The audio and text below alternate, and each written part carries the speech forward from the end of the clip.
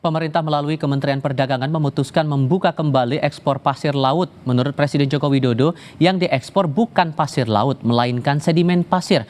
Kami akan bahas ini bersama anggota Komisi 4 DPR RI, fraksi Partai Kebangkitan Bangsa Daniel Johan, dan Guru Besar Departemen Ilmu dan Teknologi Kelautan IPB, Henry Manik. Selamat malam semuanya, apa kabar? Malam Mas, malam Pak. Terima kasih semuanya sudah hadir dalam diskusi kami kali ini. Mas Daniel, saya mau samakan persepsi dulu. Presiden bantah yang dibuka keran ekspor itu pasir laut tapi sedimentasi laut. Kalau DPR menangkapnya hal yang sama juga atau beda lagi? Tetapi dari yang tadi disampaikan ya, boleh diulang Mas, peraturan yang ada. Itu kalimatnya jelas bahwa itu pasir laut bukan sedimen. Oke. Kalau Anda tangkap begini, 20 tahun dilarang dengan alasan alasan lingkungan lagi, memicu kerusakan ekosistem pesisir dan laut. Sementara Presiden atau pemerintah saat ini membuka keran itu lagi dengan alasan membersihkan sedimentasi dan menjaga ekosistem. Anda mewakili Komisi 4 atau dari fraksi Anda sendiri menilainya mana yang kecenderungannya lebih masuk akal? Ya, selama memang kalau misalkan ya, benar itu hanya sedimen, kita masih bisa memaklumi. Tetapi yang kita khawatirkan praktek di lapangannya itu adalah justru yang dikeruk adalah pasir, bukan hanya sedimen. Nah, bagaimana pengawasannya? Karena dulu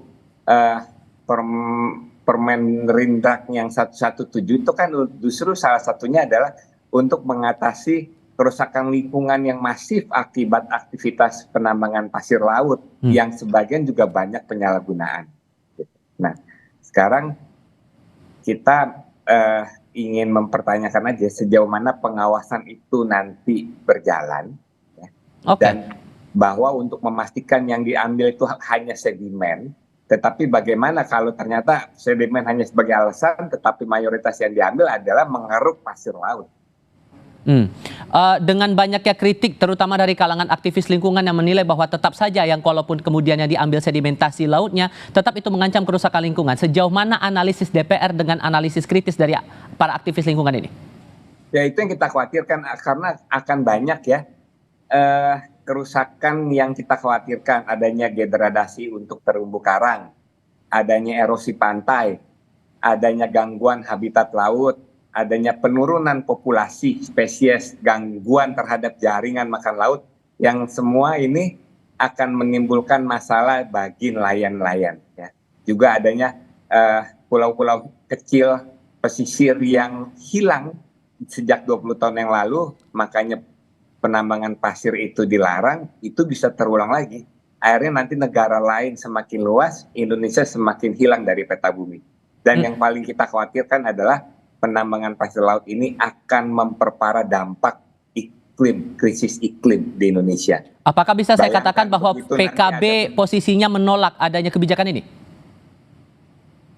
Kita belum sampai posisi menolak, tetapi kita ingin bertanya dulu karena Komisi 4 tidak diajak bicara, tidak bersama-sama membahas ini. Kita ingin tahu kepastiannya itu seperti apa. Ya, yang kita ingin memastikan adalah apapun kebijakannya itu bisa menjamin dampak-dampak yang tadi saya sebutkan tidak muncul. Tetapi kalau dampak-dampak itu muncul, ini menjadi kebijakan yang sangat merugikan, bukan hanya bagi nelayan, bagi rakyat, bagi Indonesia. Karena namanya perubahan lingkungan, kerusakan lingkungan itu, begitu sudah kejadian, wah itu nilai kerugiannya sangat besar.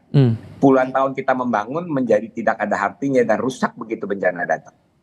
Kalau kemudian Anda mengaku tidak diajak bicara, berarti dua peraturan dari Menteri Perdagangan, Permendak 20 2024 dan Permendak 21 tahun 2024 yang menjadi basis aturan dari izin ekspor sedimentasi laut ini, Anda sudah melihat itu dan sejauh mana Anda mencermati itu? Yang kita permasalahkan memang kalau Permendak bukan di Komisi 4, itu ada di Komisi 6. Oke. Ya. Tetapi peraturan Permendak ini juga atas hasil dorongan dari Kementerian Kelautan dan Perikanan. Nah, itu yang dalam konteks itu Komisi 4 tidak diajak bicara untuk membahas secara mendalam, untuk bersama-sama memutuskan sehingga kebijakan yang ada itu menjadi kebijakan yang terbaik dan bukan yang dampak rusaknya malah lebih besar daripada manfaat yang kita peroleh. Oke. Pak Henry, saya ke Anda kalau begitu. Dengan alasan Presiden bahwa izin ekspor dari sedimentasi laut ini untuk pembersihan sedimentasi dan menjaga ekosistem, masuk akalkah menurut Anda, Pak Henry? Ya, makanya kita lihat dulu definisinya. Jadi kalau definisi sedimen laut itu kan bahan yang tidak larut dengan air. Misalkan batuan, ada partikel tanah mengendap di lautan, menumpuk di dasar laut. Nah, itu bisa saja itu juga pasir juga. Ya, jadi nah ini jadi eh, sedangkan sedimen itu ya bisa pasir ya nanti kalau ada yang halus ya nanti hal-hal yang ini ya batu-batuan, partikel. Jadi nah ini kan bisa juga sisa organisme laut ya termasuk vulkanisme bawah laut. Nah, ini yang seperti mana yang disebutkan dengan sedimen. Nah, di sisi lain, kalau yang dikatakan penambangan pasir laut, yang untuk daerah-daerah muara sungai, itu sih saya setuju ya, karena kan di situ pendangkalannya sangat tinggi sekali, Hmm. sedimentasinya sangat, bahasa kami, sedimentasinya sangat tinggi sekali. Jadi itu silakan dikeruk, ya, karena di situ juga sangat dinamis perairannya. Tapi kalau misalkan di daerah-daerah dekat pelabuhan, untuk alur pelabuhan ya, kalau terjadi pendangkalan kan kapal nggak bisa masuk.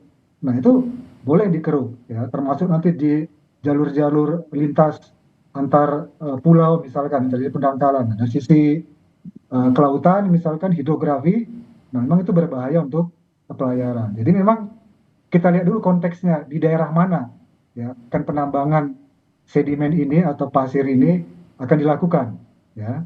Nah itu kan belum belum jelas juga tuh disebutkan begitu ya. Sehingga menurut Anda harus ada zona khusus untuk melakukan ekspor itu tadi? Iya betul. Karena kalau tadi disampaikan oleh Mas Daniel juga kan sesuai dengan aturan-aturan ya kita sudah tahu misalkan daerah-daerah tertentu yang misalkan memang di situ tempatnya perikanan ya. Kemudian nanti ada terumbu karang. Nah, kemudian ada tadi padang lamun. Nah, itu sangat riskan terhadap lingkungan laut ya. Karena akan merusak ekosistem produktivitas perairan ya. Tapi Hmm. kalau misalkan daerah pelabuhan yang memang sudah terjadi pendangkalan, sedimentasi tinggi, muara sungai yang juga sedimentasi tinggi itu silakan untuk dilakukan pengurukan. Hmm. Itu tadi, ya itu Oke. kira-kira. Begini juga. Kita oke, karena sudah 20 tahun ini di stop kerannya untuk ekspor pasir laut atau sedimentasi laut apapun lah itu namanya.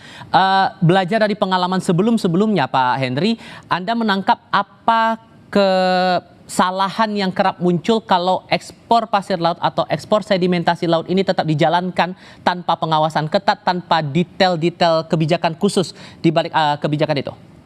Iya. Jadi gini, kalau kita misalkan melakukan eksplorasi atau penambangan, ya, nah tentu kan kita harus melihat ada di situ AMDAL-nya, ya, analisis mengenai dampak lingkungan. Nah, ini bisa nanti dari sisi katakanlah lingkungan lautnya, kemudian siapa tadi yang eh, pengguna laut itu sendiri ya, termasuk tadi nelayan dan sebagainya. Jadi konsepnya selain lokasinya, bagaimana AMDAL itu sendiri. Nah, itu yang kadang-kadang yang ya perlu kita waspadai ya. Artinya karena kita katakanlah mengeksplorasi pasir, sementara tadi untuk rehabilitasinya, nah itu juga berdampak yang lebih besar nantinya daripada sekedar eh, eksplor pasir ini yang juga nilai ekonomisnya ya sebenarnya menurut saya juga nggak terlalu tinggi ya kecuali ya eh, kalau misalkan kita katakanlah dari pasir ini nanti ada mengandung besi, ada mengandung silikat, ya ada mengandung karbonat. Hmm. Nah, justru apa sebenarnya ini yang kita harus lakukan sebenarnya ekstraksi ya dari pasir-pasir ini, dari pasir laut ini karena setiap daerah juga beda-beda ininya kandungannya. Hmm. Kalau tadi di misalkan daerah Bangka Belitung, Riau itu memang silikatnya tinggi, ya. Sedangkan silikat itu juga banyak ya. Nah, kita gunakan misalkan untuk beberapa hal ya, misalkan untuk sel surya, untuk nanti misalkan eh, bahan semikonduktor. Mhm. Nah, itu artinya dibandingkan dari material pasir itu sendiri. Ya. Oke. Kan ya. Selain material itu, sorry saya potong. Selain material itu juga ada syarat kalau kemudian ekspor sedimentasi laut ini dibuka kembali selama kebutuhan dalam negeri tercukupi. Menurut Anda Pak Henry, ukuran tercukupinya itu sudah jelas atau belum dalam aturan yang ada sekarang? Iya. Kalau tadi yang ditayangkan itu apa yang dan yang saya baca masih masih belum jelas ya. Ya, ya seperti apa ini misalkan tercukupi apakah kebutuhan-kebutuhan dasar kita sudah katakanlah memenuhi standar hidup yang normal, misalkan gitu kan, sesuai dengan tercukupi tadi. Apakah material-material itu nanti bisa katakanlah mengakomodir industri-industri kita tadi ya, industri telekomunikasi, industri komputer dan sebagainya. Dan sebenarnya yang paling penting lagi ya di pasir ini ya, itu kalau misalkan di daerah-daerah Riau, Bangka Belitung itu ada namanya mineral tanah jarang ya. Jadi rare earth material itu ya, REE itu yang sebenarnya untuk bahan radioaktif. Nah, itu justru ini sebenarnya lebih bagus kalau kita eksplor lebih detail sebenarnya itu ya. Gitu. Jadi untuk energi baru terbarukan Mas sebenarnya. Listrik, industri IT ya, itu sebenarnya ekstraksi itu yang masih belum dilakukan ya, daripada hanya sekedar katakanlah pasir itu sendiri ya. Oke. Mas Daniel, kalau menangkap syarat itu tadi, kebutuhan dalam negeri harus tercukupi baru ekspor bisa dilakukan. Menurut Anda mewakili fraksi atau komisi begitu, detail untuk syarat itu sudah cukup jelas atau belum? Ya belum. Ya sejauh yang disampaikan, ya tentu itu akan menimbulkan banyak pertanyaan. Maksudnya ukurannya apa, maksudnya apa? Itu harus diperjelas tentunya ya. Dan saya juga belum tahu apakah memang di dalam peraturan itu sudah dijelaskan secara detail atau masih butuh multi tafsir. Oke. Ditambah lagi kita juga belajar dari kasus di wilayah Kepri, bahkan sudah dilaporkan Pulau Nipah yang jadi patok batas Indonesia Singapura imbas dari ekspor pasir laut itu tadi tenggelam. Itu imbas yang cukup signifikan dan itu juga menjadi kekhawatiran DPR kalau ini tidak diatur secara ketat.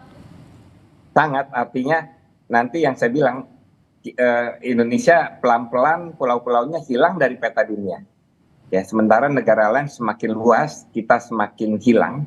Nah, artinya kan bukan hanya setelah kebutuhan Indonesia itu terpenuhi, tetapi setelah bahkan dampaknya adalah wilayah kita semakin berkurang dan hilang. Mitra Anda dari Kementerian Kelautan dan Perikanan sudah memberikan penjelasankah sejauh ini soal aturan ekspor pasir laut atau sedimentasi laut ini, Mas Daniel?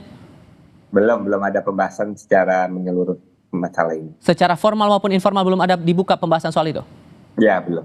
Oke, dengan begitu apakah kemudian ada rencana dari DPR atau dari komisi untuk membahas lebih detail entah bersama KKP atau mungkin barengan juga dengan Kementerian Perdagangan? Tentu pasti ya dengan KKP tentu pasti ya, nanti komisi akan mengajukan usulan rapat kerja bersama. Tetapi kalaupun periode DPR saat ini secara jadwal sulit, kita berharap itu tetap menjadi komitmen bersama, tidak dibatasi oleh periodisasi ya. Karena bagaimanapun ini persoalan sangat penting mengenai nasib Indonesia ke depan, luas tanah, luas wilayah, luas kedaulatan, maupun dampak-dampak yang kita khawatirkan itu terjadi bila ini dilakukan secara masif dan tidak terkendali. Soal lingkungan ini masalah kelangsungan hidup banyak orang, terutama warga negara Indonesia yang berada di sekitar wilayah pesisir. Mas Daniel Johan dari PKB, terima kasih banyak sudah berbicara bersama kami. Pak Henry juga terima kasih banyak sudah berbicara bersama kami. Sehat selalu semuanya, selamat malam. Ya, selamat Mas, terima kasih.